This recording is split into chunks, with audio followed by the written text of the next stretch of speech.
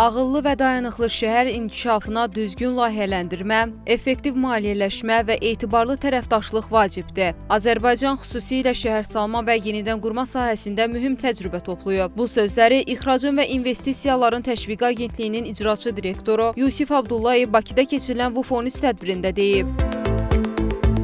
O qeyd edib ki, dayanıqlı şəhərlərə rəqabət qabiliyyətli təchizat zənciri, müasir tikinti həlləri və özəl sektorun fəal iştirakı vacibdir. Bizim agentliyimizin vasitəsilə biz maksimum çalışırıq bu sahəyə, bu layihələrə xarici investorları cəlb eləyək. Xarici investorlar həqiqətən bu layihələrdə maraqlıdırlar. Çünki dediyim kimi, bu Sibrizə baxdığınızda dünyada bəlkə ən böyük tikinti layihələrindən biridir. Yəni ki, və bu, belə deyim də, yəni ki, gələn hər bir qonaqları həqiqətən çox maraqlandırır. Bizim WUF onun çərçivəsində çoxlu sayda xarici qonaqlarımız var, xarici ölkələrdən və bizim məqsədimiz tək təqdimatlarda deyil, o xarici ölkələrin demək olar ki, bizə müraciət edənlərin hamısını biz deməli Sibriz və Ağşəhər layihələrini və digər mövcud layihələri təqdim eləmişik və təbii ki, dediyim kimi, əsas məqsəd bu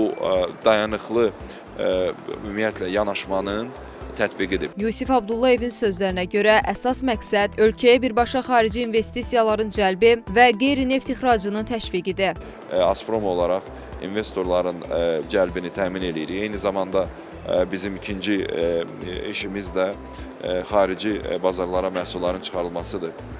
Biz bu barədə çox danışırıq, düşünürəm.